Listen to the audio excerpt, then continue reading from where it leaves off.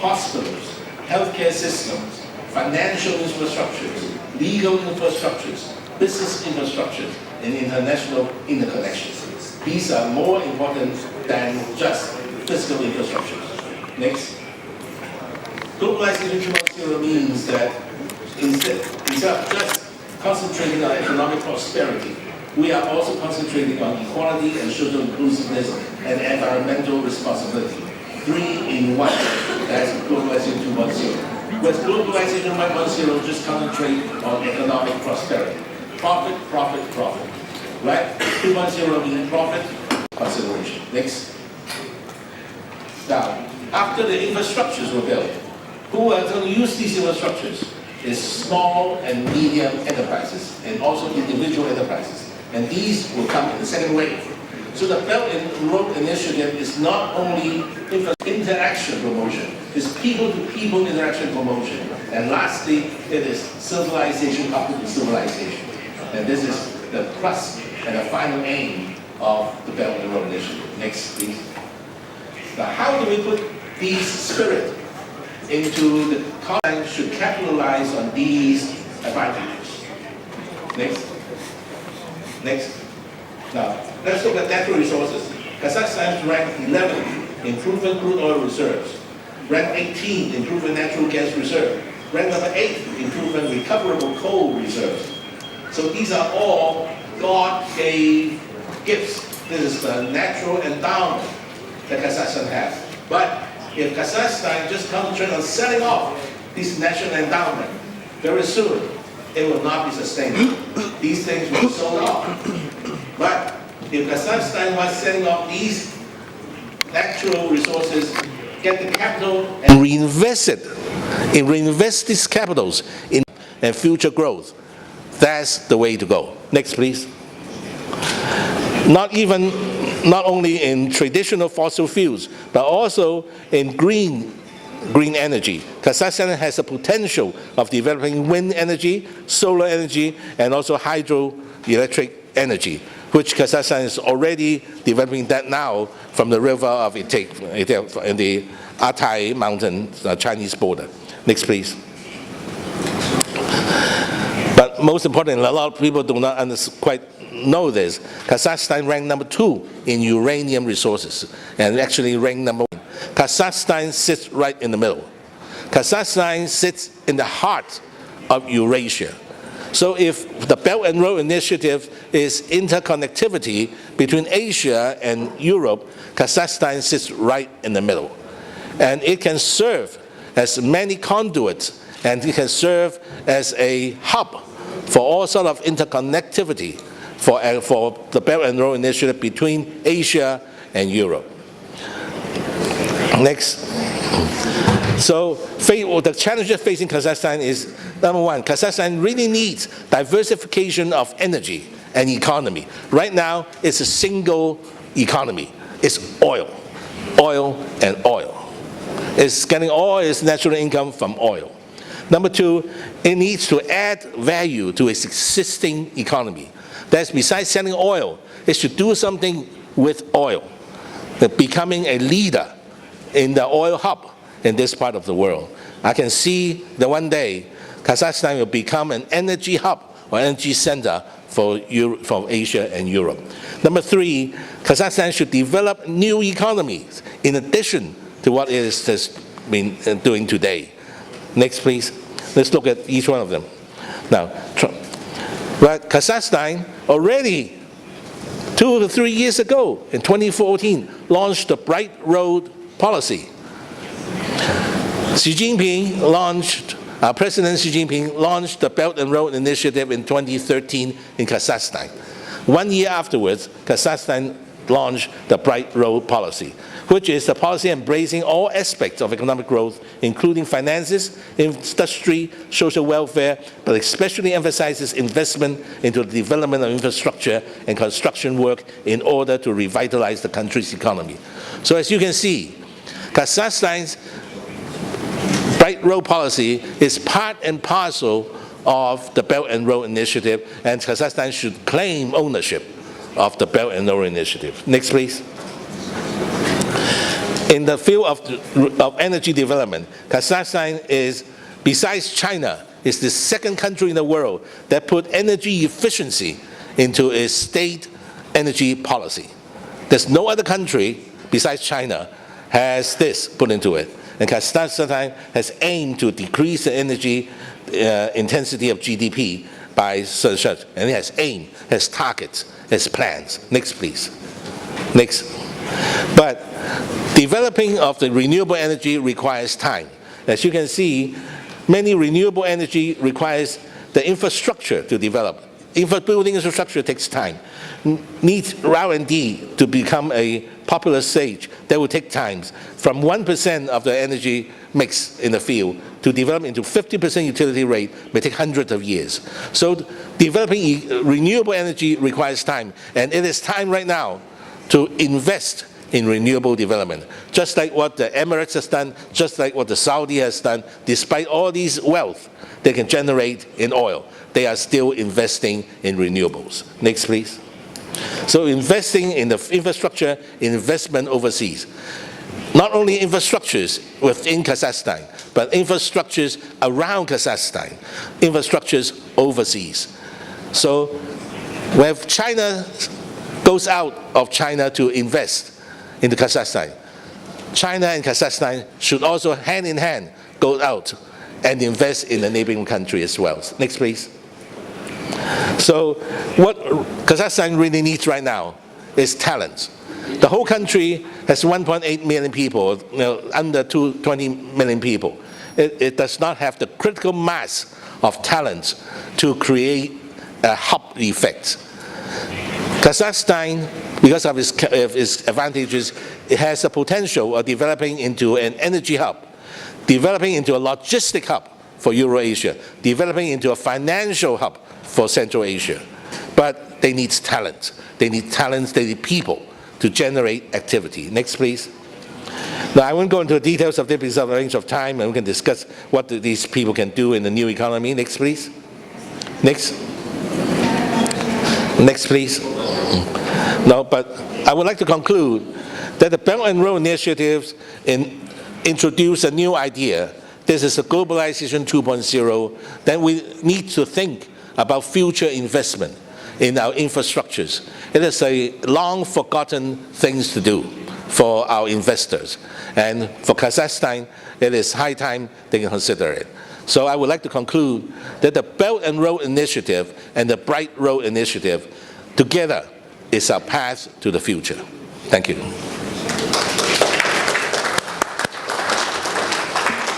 Active and also informative and encouraging kickoff for presentation. And I think every speaker will have a different excellent angle to present his or her observations and views, just like you. So now let me invite Mr. Votel to present your views. One Belt, One Road is something that everybody, it's like the elephant, and everybody has a different piece of it. Some people have the trunk, some people have the tail, some people have the leg. So you can decide which piece of the elephant I have. It's three things. What is it? Why is it, and how is it? So what is it? I think Dr. Ho has already presented a very good overview. It's a great vision. It's 60% of the world's population, but only today 30% of the world's GDP. So that's basically it. How do you get the 30% of world GDP up to the 60%? That's not going to happen in 1 year, or 5 years, or 10 years. But it might happen in 20 or 30 years. That's the time frame. It's already starting. A bunch of numbers. 11 foreign trade agreements signed, 56 development zones in 20 countries, 1,000 plus companies created in those zones, $18 billion worth of investment, $50 billion worth of revenues, $1 billion of taxes, 200,000 people employed. These are some of the early results of the One Belt, One Road policy. Silk Road Fund investing $4 billion in 100 projects. Asian Infrastructure Investment Bank investing $2 billion in 10 projects, most of which energy. So clearly a lot is already happening, but relatively speaking, in the space of the whole size of what emerging markets need, is still a very small number. So I would say One Belt, One Road is a catalyst. It's something that is trying to kickstart a process of development which ultimately has to be led by the countries of emerging markets themselves. That essentially this is never going to be something that can be pushed on countries. Countries have to pull and countries have to develop themselves. So why, though, is China doing this? Why is China going out to all these countries? I think that, first of all, globalization has been very, very good for China. 30 years of globalization has been very positive for the Chinese economy. Lots and lots of development. And now China sees risks to globalization, so that we are entering a period where global trade in goods and services has been flat for the last 3 to 5 years. There's been a dramatic decline in financial globalization. I think China realizes that if globalization gets into trouble, China gets into trouble. And at the same time, this, to support globalization, to support the growth of the world, is very much in line with China's view of itself as a great civilization. For China to be great, the world has to be great. You cannot have a great China in a crappy world. And so to make the world better, we need to think about, first of all, what are the things that no one country can do? And there are many, whether it's climate change, or terrorism, or healthcare, or employment and reskilling for digital. No one country can do this. But by working together across countries, China can help introduce globalization 2.0. So there's a positive aspect to this. But there's also a very self-interested aspect, that if China is going to grow its economy, it needs markets. And those markets have to develop. And that One Belt, One Road is intended to help those markets develop. So it's both for the sake of the whole world, but it's also, of course, for the sake of China. So how is One Belt, One Road developing? I think there's been a lot of learning.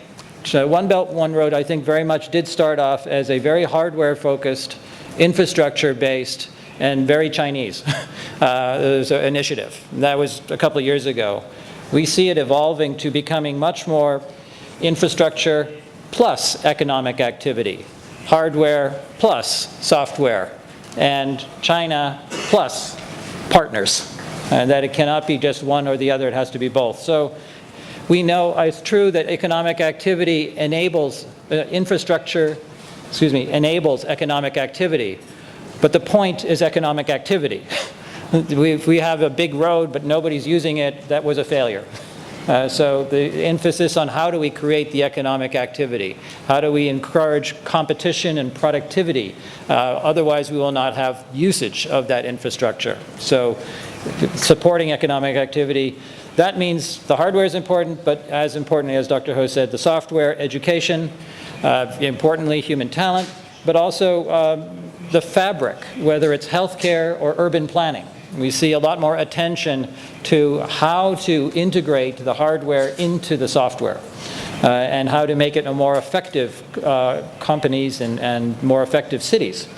And finally, global plus local, because without the local participation and without partners from around the world engaging together, One Belt, One Road will become simply a small contribution in a very big picture. So we see a lot more development of SMEs, development of people-to-people exchanges, development of tourism, things that allow most of the investment to come from the countries of One Belt, One Road, as opposed to simply from a few small, large, outside-funded infrastructure projects. So it's a great vision. It has a long way to go, but it's off to a fast start. There's a good reason for doing it, and I think it's up to every country to figure out what its competitive advantages and how to participate. You really present a different angle to analyze the One Belt, One Road. Now, let me invite Mr. Schamber to have your remarks. Thank you. Right. Mr. Yang Xu, thank you very much for the invitation. I'm pleased to be here today. And I'm going to have, in my short presentation after, a short overview from the social science point of view. What does it mean to be a part of this big Chinese project? If you do allow me, I will speak in Russian, because many people sitting here do speak Russian. Дамы и господа, я считаю, что «Один пояс, один путь» — это самый крупный китайский проект, инициатива, которая будет иметь очень большое значение не только экономическое, но также и геополитическое, и в первую очередь социальное. Я, как представитель частично бизнеса, частично социальных структур, хотел бы в своем докладе, который будет после того, как все будут представлены, осветить именно социально-экономические аспекты проекта «Один пояс, один путь». Дело в том, что Китайская Республика Народная сделала возможным то, что считалось раньше невозможным. То есть за 30 лет выйти от очень слабой развитой экономики на мировую арену. И тому на самом деле есть очень многие объективные причины, о которых очень мало говорится. Очень часто слышится, особенно со стороны чиновников разных стран СНГ, о том, что мы должны повторить или мы можем повторить то же самое развитие. Я считаю, что то же самое развитие повторить невозможно в силу тех причин, которые сегодня есть. И тут не только исторические важные моменты есть, но также есть и ментально-трудовые, социальные. И это один из важных аспектов, которых я также хотел бы позже озвучить. Почему именно Китайская Народная Республика ушла так далеко, и страны, которые находятся рядом, а именно СНГ, то есть Казахстан и Россия, в силу объективных причин повторить такое же развитие в таком же контексте не смогут. Но это не значит, что они будут на стороне. Географическое расположение как России, так и в первую очередь Казахстана располагает к хорошему продуктивному диалогу в контексте «Один пояс, один путь». И тут я хотел бы чуть позже представить некоторые трудности, с которыми уже сталкиваются различные политики, и экономисты, и бизнесмены, но также представить некоторые возможные потенциалы, которые, возможно, будут в контексте «Один пояс, один путь». Спасибо большое за внимание.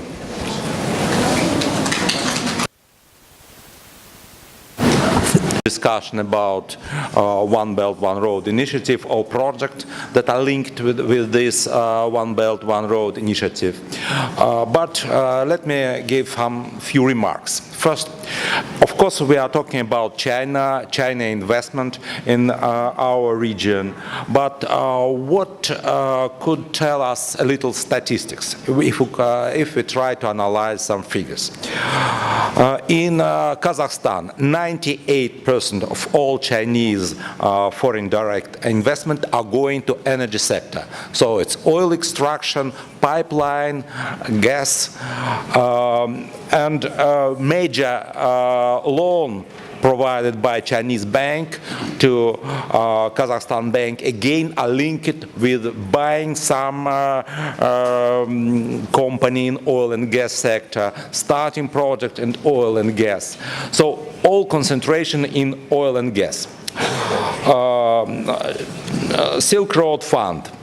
5 years of experience. 5 years this fund is working. 5 projects.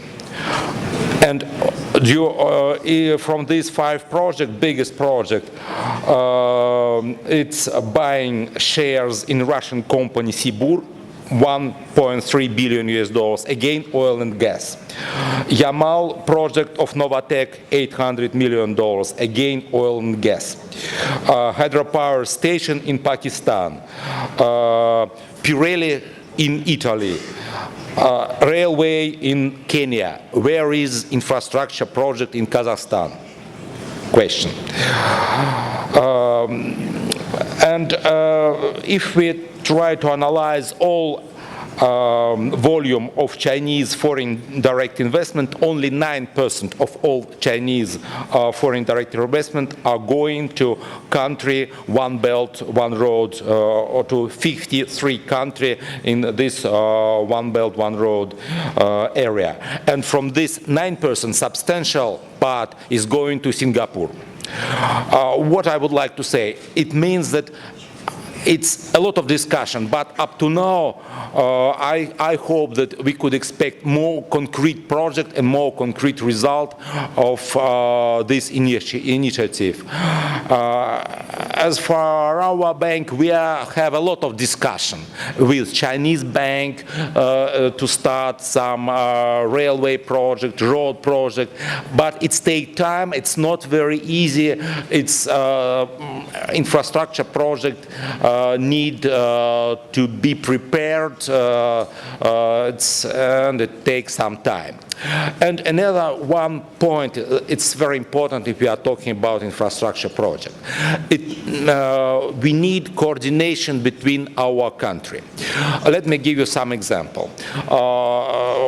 We see a very good picture about road links between China, Kazakhstan, Russia, Western Europe.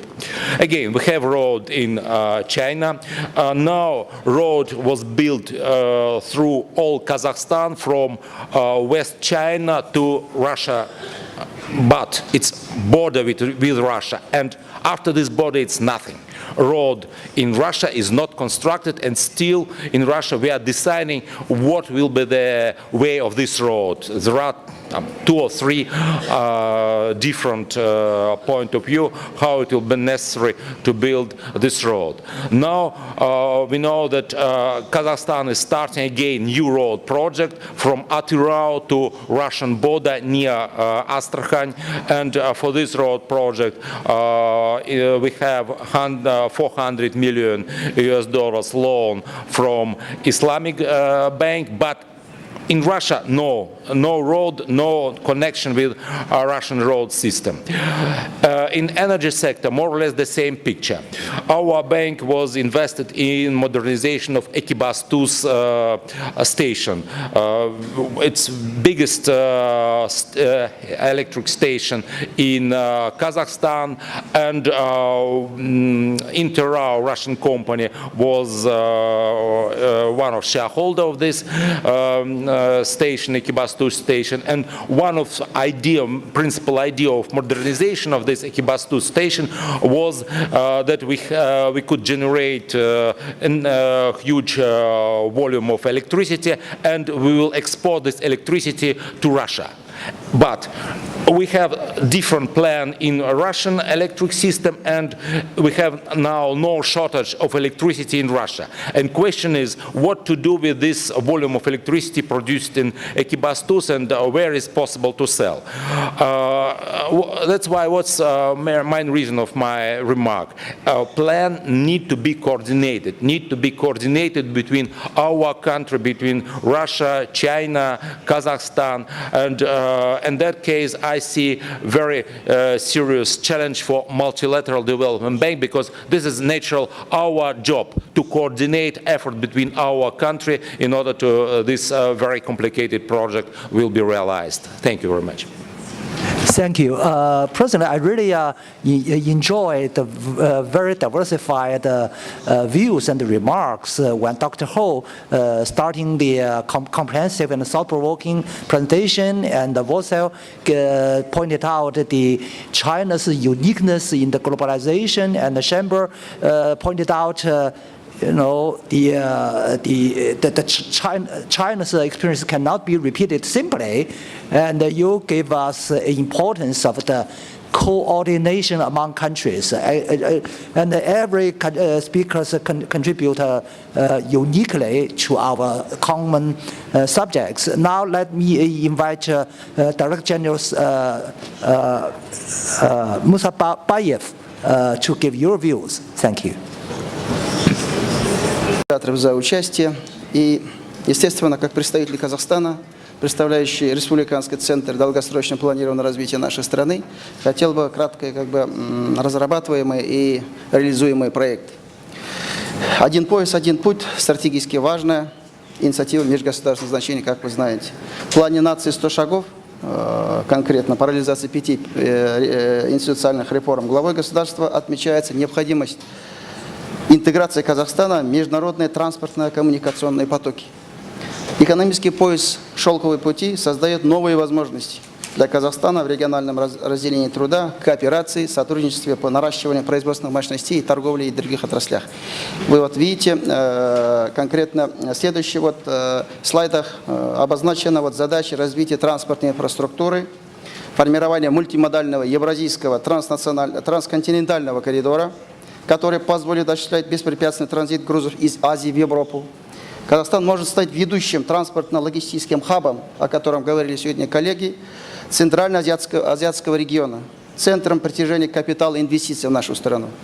Вдоль шелкового пути, то есть на международном транзитном коридоре Западная Европа, Западный Китай, формируются 3 крупные агломерации центрами города Алматы, Шымкент, Ақтөбе. Это вы в слайдах видите. Алматинская агломерация станет крупнейшим торгово-логистическим, финансовым и инновационным центром страны. Шымкентский регион с его экономическим ресурсным потенциалом будет развиваться как промышленный и сельскохозяйственный центр юга страны.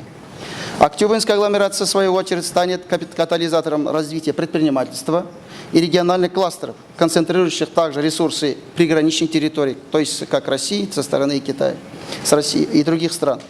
Формирующиеся агломерации как пулы ресурсов инфраструктуры, финансов станут инвестиционными магнитами страны. Они призваны стать ключевыми экономическими площадками, где будет представлена качественная инфраструктура профессиональным управлением, которая отдельные моменты вы видите в долгосрочном периоде вплоть до 2050 года. К примеру, такими площадками города Алматы станут специальная экономическая зона, парк информационных технологий, который на сегодняшний день бурно развивается, и индустриальная зона в Алатауском районе города Алматы, направлен на технологическое развитие, прежде всего, отрасли экономики и способствовать диверсификации нашей экономики. Город Ақтөбе станет перспективной территорией размещения инвестиционных зон и индустриально-логистического парка. Приоритетным видом деятельности здесь будет переработка нефти и газа, нефтегазовое машиностроение, сервис, химическая промышленность, производство строительных материалов и другие виды.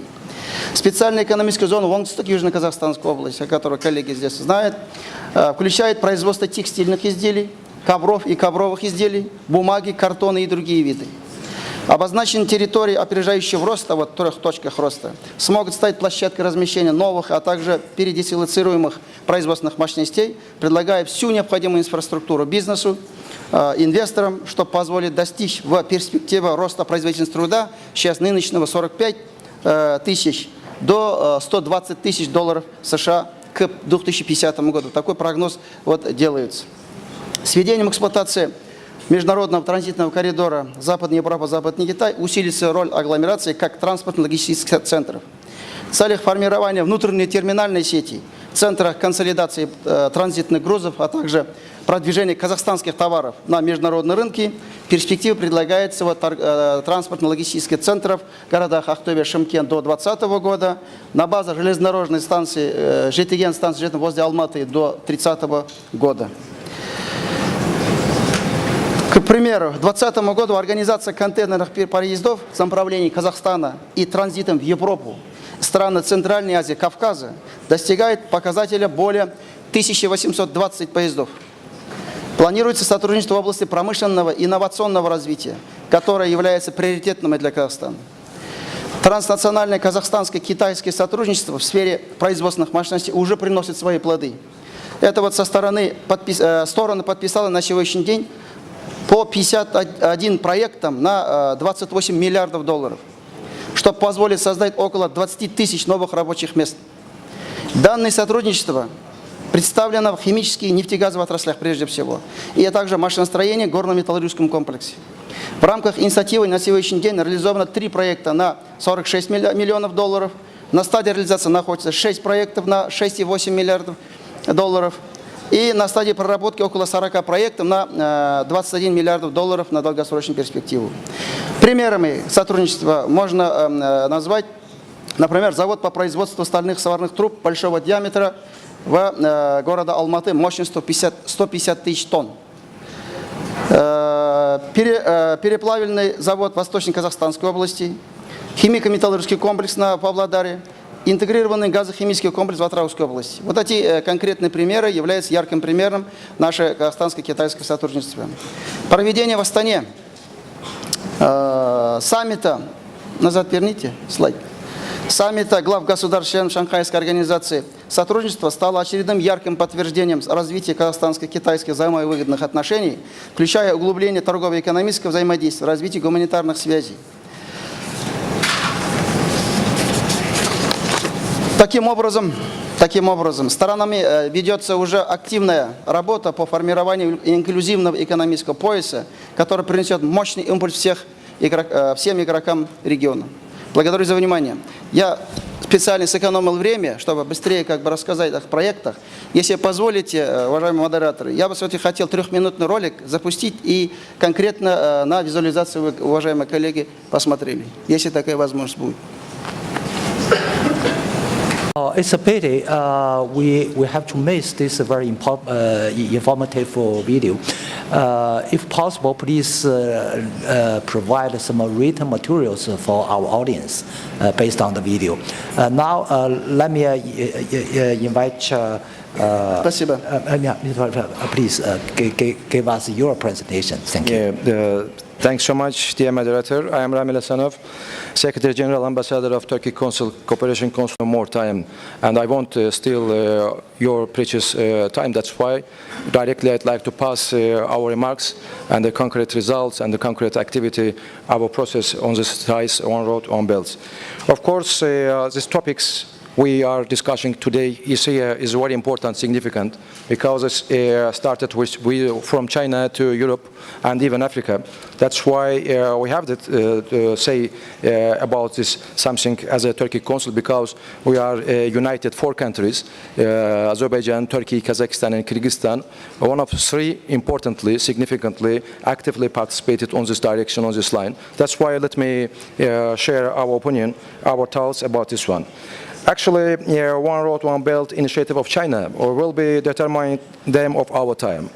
With an approximately $900 billion for infrastructural investment, the initiative will herald a tremendous transformation in Asia-Europe axis. The Silk Road initiative will link Asia, Europe, and even Africa with billions of dollars worth infrastructure projects, including roads, railway, ports, and power grids. And hopefully this process will lead to the increase of economic prosperity of the countries across the wider region, enhancing trade relations and streamlining logistical operation, including transport and the customers. And the last decade, the trade volume of the Silk Road countries had quadrupled. The cargo movement between China and Europe increasing 17 times in the course of the last 5-6 years, as you know. The total value of the cargo movement is expected to rise from $600 million to $800 billion by 2020. What's more, the trade volume between China and Europe is expected to increase 10% annually unless unexpected development takes place in global economy. So all these figures show us that One Belt, One Road initiative is a very timely process and very timely initiatives that will underpin the ongoing trade. So how they play a role our Cooperation Council, our member of countries? That's why let me provide a couple of information. The Cooperation Council of Turkic-speaking states is an international government organization founded by Azerbaijan, Kazakhstan, Kyrgyzstan, and Turkey in 2009. Its main purpose also is to increase the comprehensive cooperation, including among member states, the transport, economy, customers, education, youth and sport, and other, of course. Economic cooperation is one of the main pillars and one of the main targets of our Council. We wish to increase the overall trade and economic interaction among the members. We are regularly bringing together our minister, businessmen and experts, of course, and realized and kick off a couple of projects which involve One Road, One Belt and including Silk Way projects. Yet believing in that fact that no efficient economic and trade relations can ever be established without reliance on efficient and stable transport and customs ties. We have been investing a lot of effort on streamlining transport and customs operation among the member states and decreasing the logistical expenses in the overall. Because you cannot trade if you cannot transport at profitable and competitive prices if you cannot deliver on time. That's why you have to do both at the same time. And the fast delivery and competitive prices is sine qua non. As a Turkic Council, our primary motivation is a field of transport. of the Trans-Caspian corridor passing through our members, especially Kazakhstan, Azerbaijan, and Turkey. We wish to see an efficient, stable, seamless, and sustainable Trans-Caspian corridor. We believe that when we enhance the infrastructural and operational capabilities of the corridor, it will have a great share from the overall cargo traffic in China, Europe, access considering its shortcut potential. We are striving to make this real. Happily, we have witnessed some significant developments in the Trans-Caspian transport corridor in the last couple of years. Logistical expenses went down due to the decreases as a cost of transit passage and the Caspian crossing in Azerbaijan, one of our founder members. Led by the efforts of the Coordinated Council of Azerbaijan, as a transit council, the transit passage cost fell down by 40% and the Caspian crossing by 20%, making the corridor more competitive as compared to alternative ones and hence preferable for the transporters.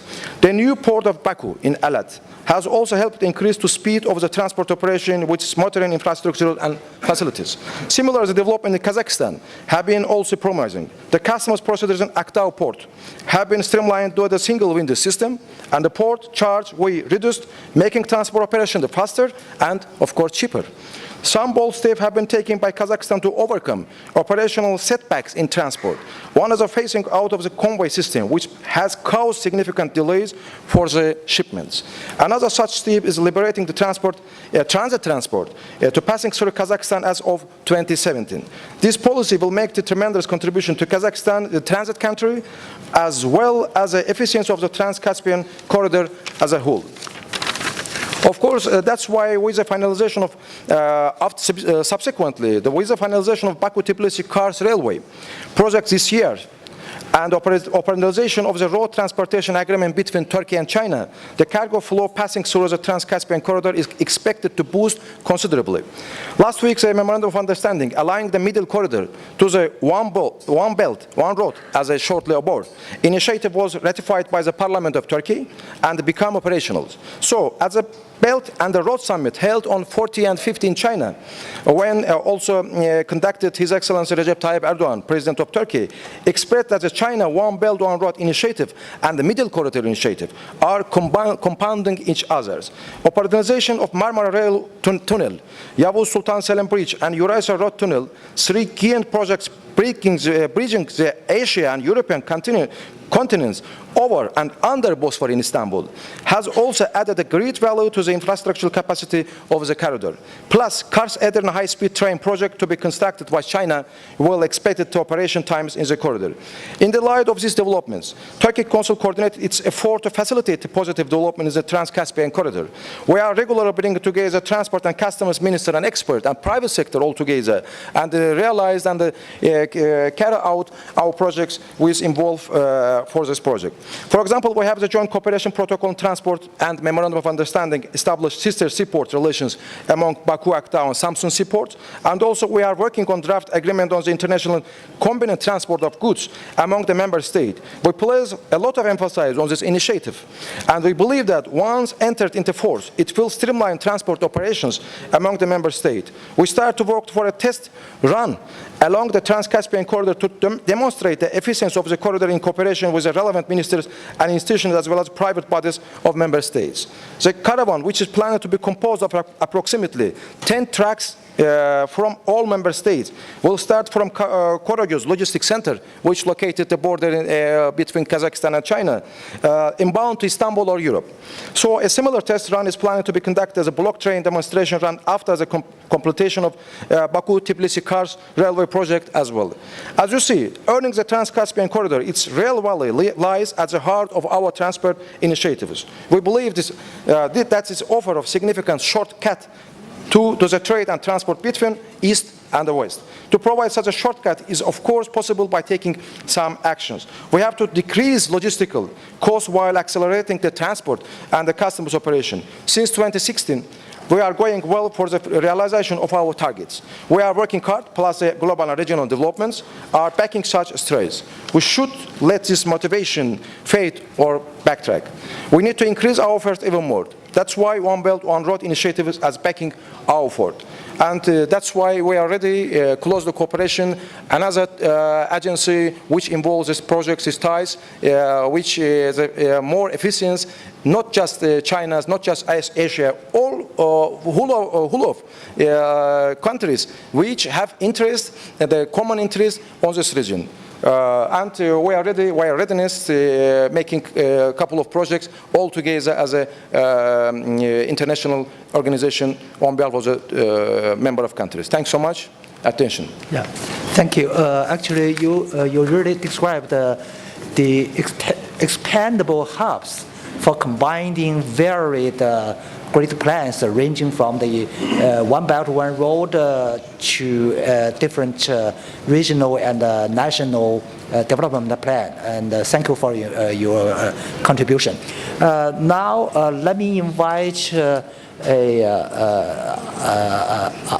our business woman. She is only one among our group coming from the circle doing a real business. General Director Du, please.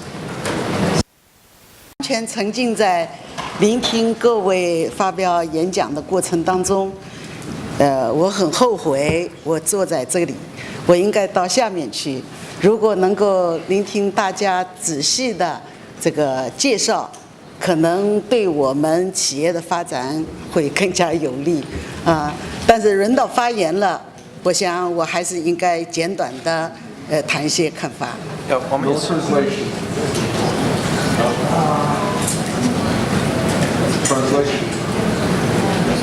People understand limitedly or incorrectly say the initiative of One Belt, One Road was a governmental one. But I believe through her explanation and presentation, we will understand why a lot of Chinese private entrepreneurs are very keen on this great initiative.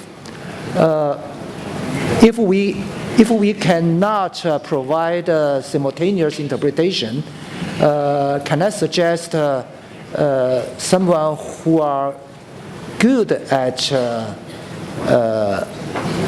English or Kazakhstan to have a consecutive interpretation? I can try to help. Yeah, you can do that? 我会说点汉语。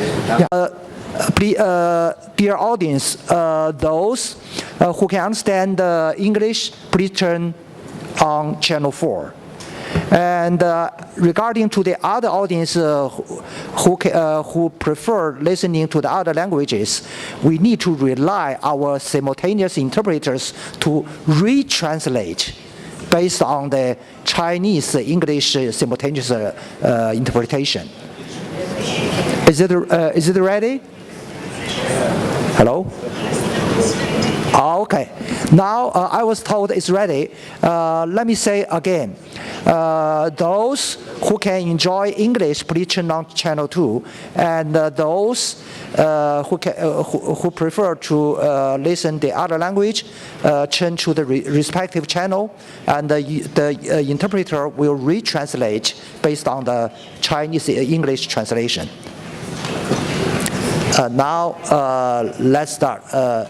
Madam Du, please. 可以了。Yeah, 现在可以。我坐在这儿，我应该坐到下面去，因为我还曾经在各位那个演讲当中，我觉得他们的交流对我们企业来讲非常有利，而且我也非常愿意今后在会议以后能够跟上台的几位先生有更多的交流。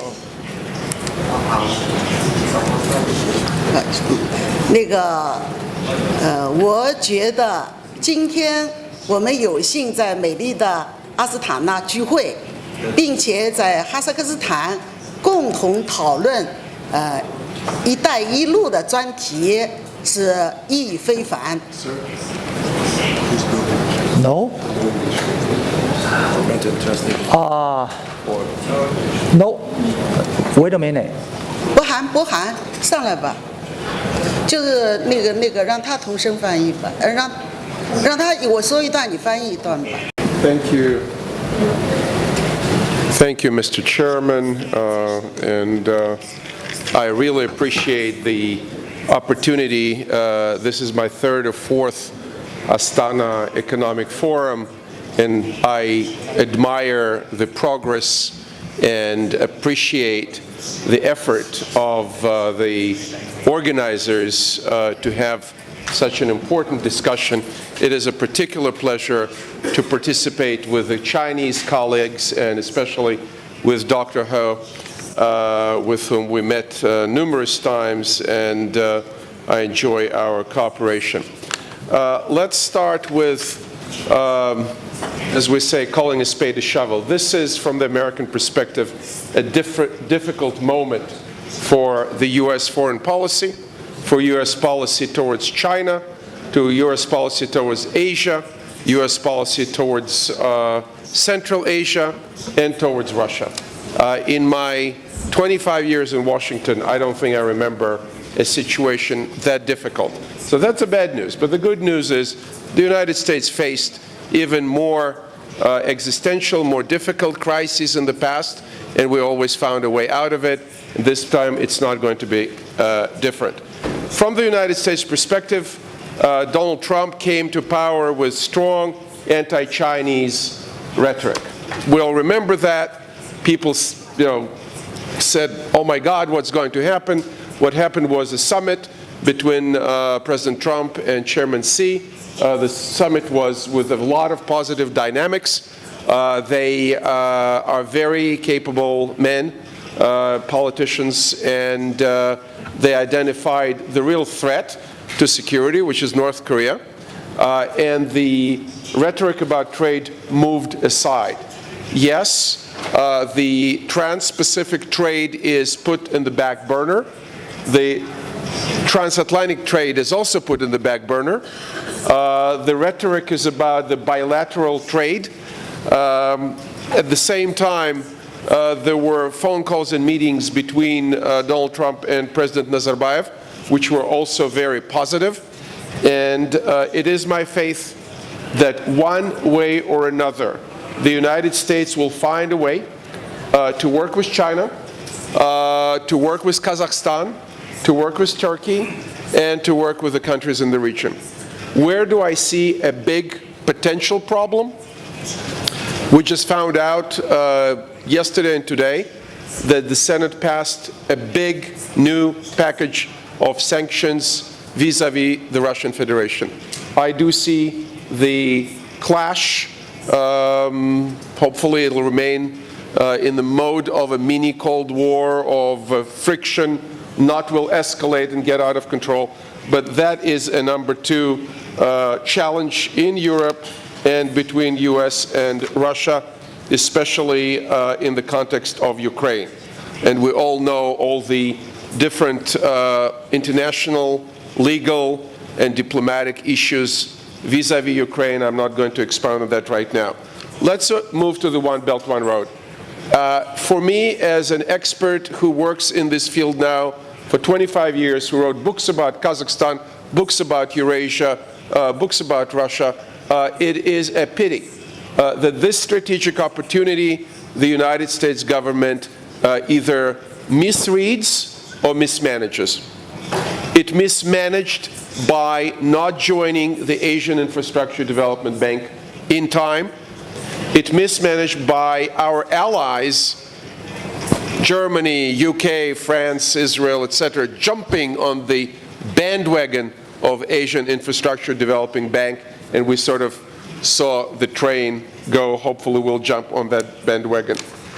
But having said that, I was in a forum with American companies here yesterday, and the American companies are not waiting for the government to give them orders. Thank goodness we have global companies, and they're here, and they should be here. While China, Kazakhstan, Russia, Turkey, and others are focusing on their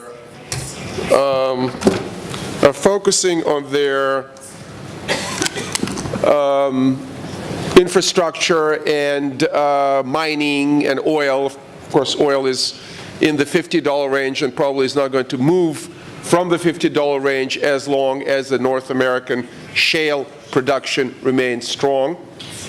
And the cost of producing shale oil is declining because the technology is making the production more and more effective. So there is a challenge of oil and gas prices not going up. At the same time, from the U.S. perspective, corporate perspective and government perspective, the opportunities in a one belt, one road space are not in hard infrastructure. They are in soft infrastructure, in a software, if you wish, in telecoms, in security, computer security, cyber security, in training, in education, in healthcare. There's plenty of opportunities to go around for everybody.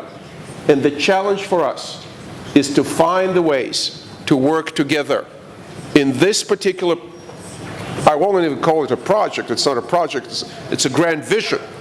The history of mankind is a history of grand vision being implemented and the history of peoples being able to bootstrap themselves from poverty, from challenges, countries that came from lower start point like the East Asian countries, like countries in the Middle East, like Dubai, like Israel, like Cyprus, and pulling themselves out of pastoral or agricultural economy to services, including financial services.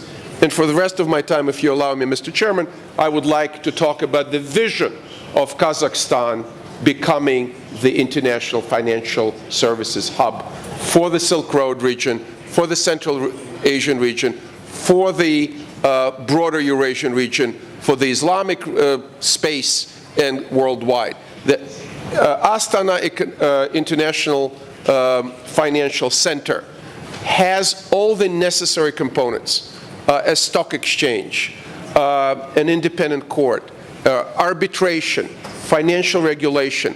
The vision of AIFC is as a hub for financial services here. And I want to commend the chairman of the supervisory board, Mr. Nazarbayev, the president, the prime minister, and Mr. Kairat Kilimbetov, the engine behind it, for bringing the best talent from around the world. Lord Wolf on the legal side, Jacob Frankel from JP Morgan International on the financial side, and other people to lead this effort. If I look at the success of the Dubai Financial Center, the effort in Kuala Lumpur, in other places, I think that the time is ripe for Astana to become not just a capital of an oil and gas country, not just a capital of a mining country, but a capital of a country that provides vital and necessary services, and it can do it successfully. How? Because the privatization of 100 Kazakh companies is going to go through the Astana International Financial Center, through its stock exchange. And then the companies will come and use other services that it will provide, including the arbitration and legal services. Another important issue here is the digital Silk Road.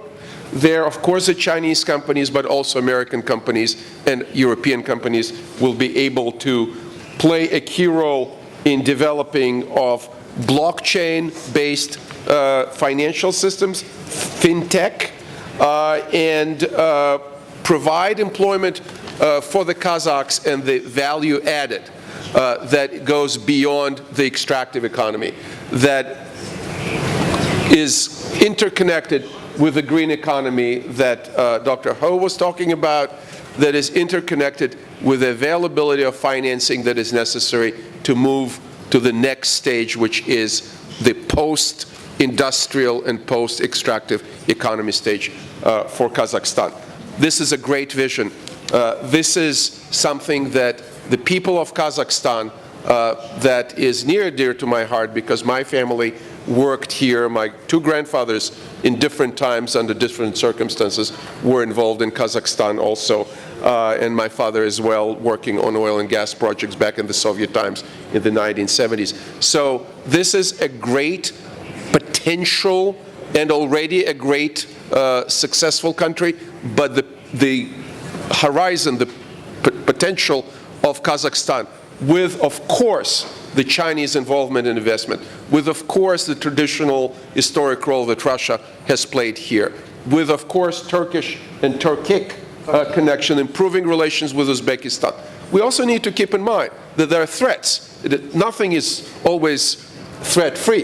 The threat from Afghanistan, the threat from transnational religious-driven radicalism, it is here, and we need to work together to address it. We saw horrible things that are happening in London, in UK, in the last 3 months. We need to work together to address it. And I do believe if we focus on joint effort in a win-win-win with Kazakhstan, with China, Europe, Turkey, US, etc., this is going to benefit us. This is going to be benefiting our children and our grandchildren. Thank you very much. Thank you. Thank you. You really echoed, not only echoed with Dr. Ho's remarks, also you focus further on the new vision of Kazakhstan in the One Belt, One Road initiative, and especially the software idea is really thought-provoking for every policymaker and business leaders in this region. Now, I think we are ready to listen Madame Du's remarks. I'm wondering if English translation is available now. Hello? Okay. Listeners, please try channel 4 again, and English translation will be based on Russian-Chinese simultaneous interpretation. That is what I was told. Please. 抱歉，因为我不会讲英语，语言上的障碍，可能我所谈的一些观点不能如实的反映到各位的那个耳朵里。哦，我以为是那个说一段就直接就往下说。那么直接说，这样说。对于在阿斯塔纳召开这个会，尤其是在哈萨克斯坦。那么我觉得它的意义是非凡的，主要有以下几个观点。第一个，哈萨克斯坦是欧亚大陆的重要国家，它联动着东西的文明，而且在推动欧亚大陆的经济繁荣当中起到了重大的作用，这是其一。其二，中国“一带一路”的提倡和哈萨克斯坦光明之路这个战略的融合和贯通，应该讲得到了国家层面、企业层面的认可，而且发展的前景和效果良好。第三，我们中国的企业和哈萨克斯坦的企业在现在的情况下，合作项目众多，合作效益非常好。我往小小上面翻了3频道，您继续讲就可以了。所以 Channel 3 is for English. Yeah. 第四，在我们“一带一路”和光明之路的契合当中，国家的首脑、各个企业有了进一步的认可和更大的发展潜力，所以在这儿讨论“一带一路”，我觉得意义是非常重大的。那么作为我来讲，我是一个来自于华信的受我们叶主席的委托来参加这个会，我们不是专门的“一带一路”的研究机构。那么我们浅谈一下民营企业对“一带一路”的认识。我们只是简单的说“一带一路”是中国倡议，但是实际上是沿线的国家和企业共益、共商、共同发展规划，共建、共享发展的成果，互为盈利、互为发展，为人类谋福的造福于子孙的伟大事业。而这个“一带一路”，我认为它的区域范围很广，沿线沿路的国家企业都能参与，它的行业跨度很大，包括各种产业、金融、基建等等。参与的企业不同体制的，由国家的、国营的、个体的、民营的，所以这个“一带一路”应该讲前景很广。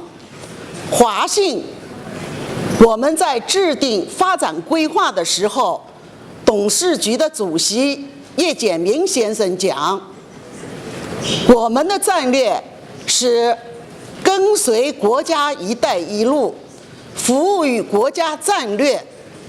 而“一带一路”它的贸易的机会、商业的机会非常之大，对于任何一个企业，尤其是民营企业来讲，是一个发展的巨大的好机会。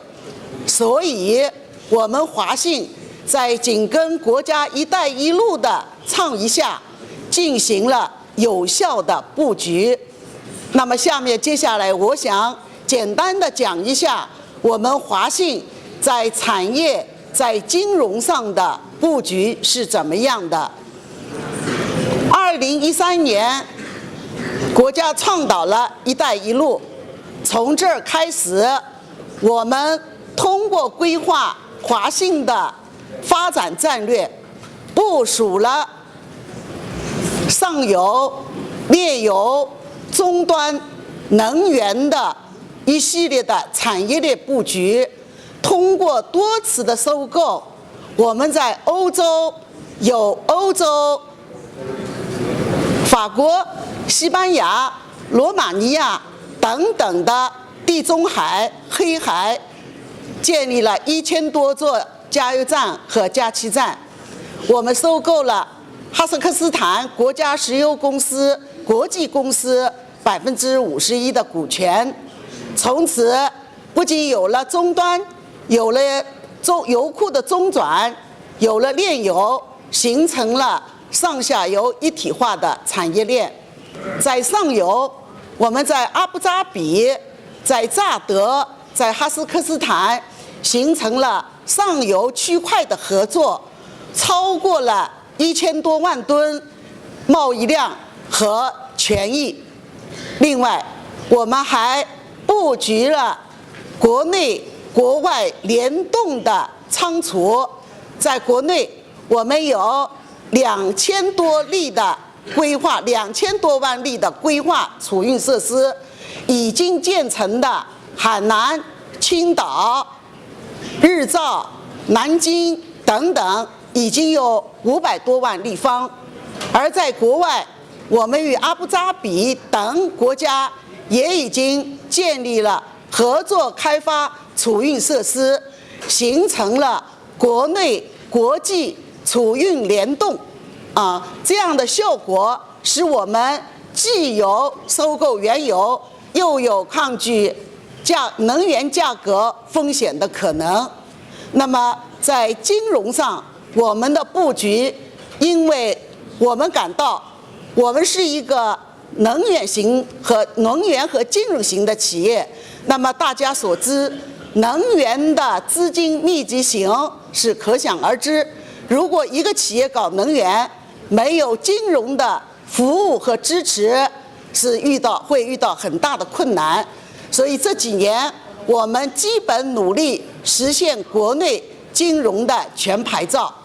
那么现在的情况下，我们的想法是：一，自己建立金融全牌照；第二，与国内、国际的金融机构进行合作。所以我们不仅在能源当中与央企、与国际石油公司，而且在国内与金融机构，在国际与银行。大家众所周知的是，在16年的时候，两国政府总统的见证下，我们和捷克签订了GNT 的50%的控股，这也是中国企业在海外控股银行的第一家。那我们是想通过这些能源的布局、金融的布局，带动企业的发展，而在企业的发展过程当中，跟随国家“一带一路”，能够和更多的企业在“一带一路”的这个大的投资环境下，创造更多的价值。中国华信。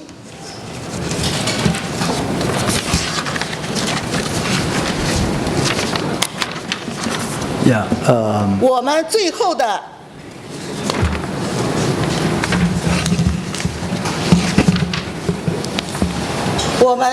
的愿望是，希望我们每一个参与到“一带一路”的国家和企业，能够顺应“一带一路”区域经济快速发展的历史潮流，探索新的合作的模式，充分发挥每一个企业在金融和能源领域的优势。我们愿意华信和各界人士、各个企业、各个国家，在欧亚大陆各国的同时，在金融、投资、能源多个领域开展合作，为我们中哈两国发展“一带一路”，包括沿线国家的经济繁荣做出贡献。谢谢大家。Thank you, Madam Du. You really provide a window of case studies to analyze the One Belt One Road initiative and cooperation. Now, let me give the very limited time to the floor for your question. Please brief your question. Thank you. I have one question. Please, is it okay? Dear Mr. Yang. Please come here. Yang, may I ask you or discussion participants to give comments on the issue of the project of Eurasia Canal? For example, how do you think can this project become an important project in the framework of the One Belt and One Road initiative? The Eurasia Canal project was proposed by President Nazarbayev and will link the Caspian Sea and Azov and Black Sea basin. By latest Russian, Kazakhstan and Chinese research, up to 44 to 51 million tons of Chinese cargo will be transported via the Eurasia Canal annually, giving to Russia and Kazakhstan several $billion every year, and significantly decrease the transportation costs between China and European Union. Thank you. Okay, this is a very big but a very detailed question. Let me pass this question to three speakers from Musa Bayev. Do you like to have a quick response to the question regarding to the canal project, and also Dr. Ho and Dr. Ho also can contribute to your remarks. Yeah. В наших стратегических проектах это канал, в стадии говорится, на самом деле мы в наших градостроительных и стратегических долгосрочных планах, конечно, рассматривается, но она конкретно в проектах в перспективе до 30-го года, 20-го года, она конкретно не села на наши как бы, проекты, но об этом говорят, естественно, она на порядок сокращает путь через морской транспорт. Как вы знаете, во всем мире морской транспорт намного раз дешевле, чем сухопутный транзит. Поэтому этот проект, конечно, имеет стратегическое значение для нашей страны, очень, потому что выхода в море нашей страны нет. Естественно, этот канал, прежде всего, приоритетно, если реализуется, если конкретно мы найдем общие точки соприкосновения, она была бы, конечно, как бы говоря, первостепенной важности для нашей страны, чтобы через Каспийское море и Черное море выйти на мировой рынок. Спасибо. Dr. Ho, please. Yeah. We all understand that Kazakhstan is a landlocked country. Landlocked country, meaning that it does not have a seaport. Whether the Caspian Sea is a sea is still up for debate. Some say it's a lake, it's not a sea. But internationally, there's no consensus whether it's a sea or a lake. Okay? So Kazakhstan is still a landlocked country. Oil is generated from the western part of Kazakhstan, along the even with now the Kashagan offshore fields, okay, the Karachakanak, and also the Ataral, they're all in the western part of Kazakhstan. The oil has to get out. How does it get out? Right now, it is through pipes to Ataral, then to load onto the ship, and to the other side, and then had to put on the rail to the Dead Sea and then out through the Phosphorus and to the Mediterranean. So it's a long about route. But if we can just cut down part of this route into just sea routes, of course it will be welcome. The Belt and Road Initiative, anything that promotes interconnectivity, is the aim, is the final target. However, having said that, the Belt and Road Initiative is not a handout. It's not a charitable organization. We do not do things just for geopolitical reasons. We have to make investments that are sound, that makes money, that can have returns. So right now, I think whether the canal will be successful depends on both sides, of all sides, sitting together and calculate the dollars. How much money you put in it, and how much money you expect to be able to save from it, and how much money you can get from income from it, and how much does each sovereign state are willing to make the guarantee and put the money where the mouth is. Now, let me invite Cohen to give a quick remarks. Yeah. Very quickly, there was on the table for a long time a project of a pipeline that would connect Western Kazakhstan oil production to the strategic export pipeline of Baku-Tbilisi-Ceyhan.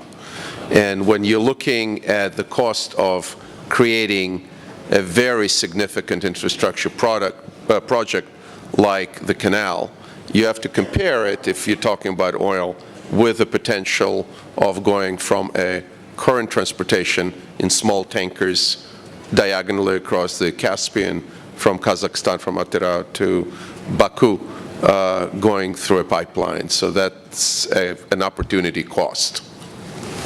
Thank you. I believe a lot of questions from the floor, but because of the time limitation, just let me have one quick question to Dr. Kong. That would be very interesting. So you mentioned the U.S. government missed the opportunity by AIIB, but I noticed at the last minute, the very last minute, the U.S. government, the new government, the Trump government made a decision, say, send a delegation to the One Belt One Road International Forum. The last minute. And what's your explanation? How do you take on that? That is not a misunderstanding or mistaken decision or right decision or a signal to join in or whatever, please. Well, if it was up to me, it wouldn't be a last moment decision. It would be an early decision.